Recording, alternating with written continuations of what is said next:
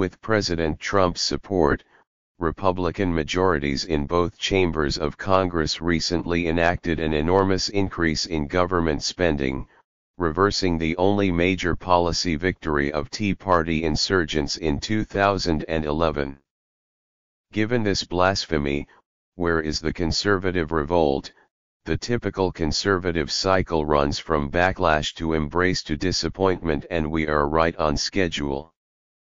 After opposing government expansion and social change under Democratic presidents, conservatives typically give new Republican presidents the benefit of the doubt. By the time of the next counterattack against a new Democrat, historical revisionism sets in.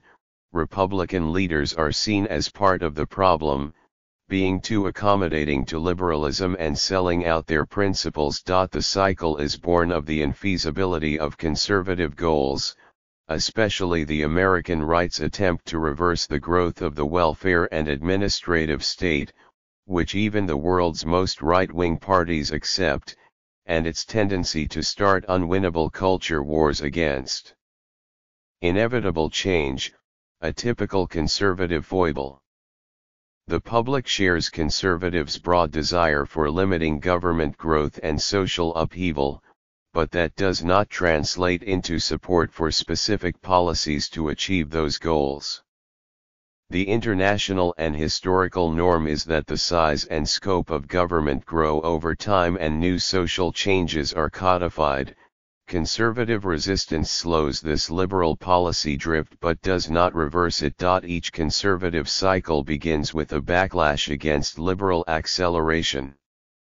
Just as in 2010, the midterm elections of 1966, 1978, and 1994 brought Republican surges reacting to the policies of new Democratic presidents.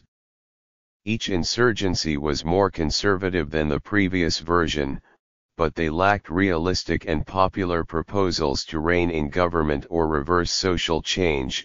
They focused mostly on stopping democratic action. Following each backlash, new Republican presidents in 1969, 1981, and 2001 pleased conservatives with regulatory reversals and tax reform.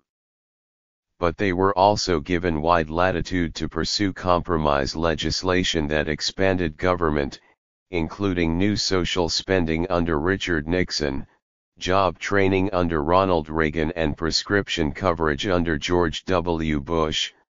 Each time, right-wing grumbling increased as Republican rule progressed.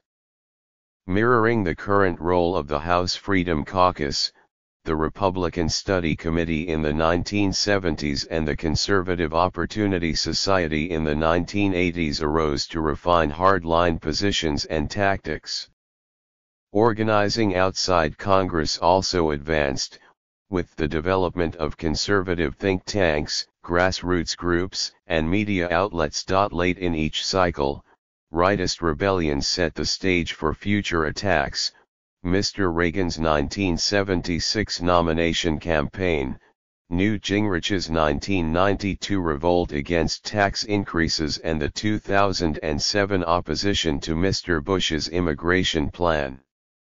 Full-scale backlash waited for new Democratic presidents but came with reinterpretations of previous Republican records as failing conservatism. Given Mr. Trump's heterodox campaign and personal weaknesses, he faced earlier defections by intellectuals and administration veterans bothered by his racial and institutional views.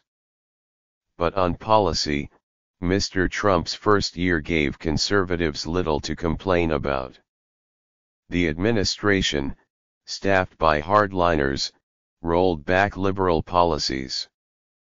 Mr. Trump did not pursue any major new laws expanding government during his initial year, a first in the post-war era, enacting only a large tax cut. When the Trump administration was widely praised at last year's Conservative Political Action Conference, some saw it as a sign of conservatism's defeat in an existential battle with populism.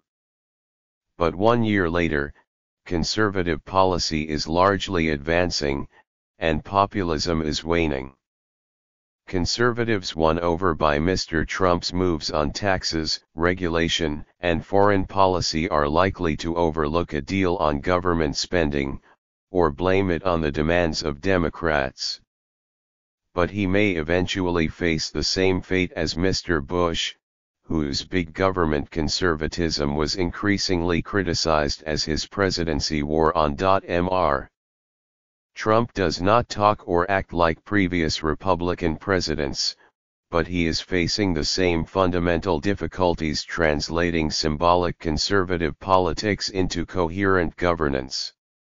The backlash that brought him to power is not so different from those his predecessors rode, nor is his inability to translate base grievances into policy making. But under Mr. Trump, Republicans have postponed inevitable compromises even more than usual. Administration budgets repeat right-wing fantasies and are promptly ignored by Congress and agencies. After promising infrastructure funding nearly every week, Mr. Trump has reiterated only his odd campaign demand for larger state and private investment in exchange for the same federal dollars. Compared with Mr. Bush or Mr. Gingrich, he shows little innovation in solving social problems with non-governmental strategies. But if history is a guide, conservatism will rise again under a new Democratic president featuring the same concerns about overweening government, accelerating social change and American decline. Liberals will cry hypocrisy as Republicans complain about spending under a Democrat, but the pattern reflects the unique form that American conservatism takes, as a reactionary backlash rather than an alternative governing platform. The conservative movement has perennially stimulated resistance to liberalism, frequently incorporating new cultural issues and voters. But conservatives have been unable to guide Republican presidents to implement a policy agenda beyond lowering taxes and building the military. Despite gaining working-class constituencies, Republicans are not offering tangible solutions to rural poverty, family breakdown, rising drug addiction or deindustrialization. Yet Republicans should have no trouble reinterpreting the current moment. Even if Mr. Trump is encouraged today, he may later be accused of departing from orthodoxy. A future Mike Pence campaign can simultaneously sell the nationalist pride he shares with Mr. Trump, his disappointment at some betrayals of conservative principles and his commitment to finally follow through. The same plan of resurgence has worked for generations.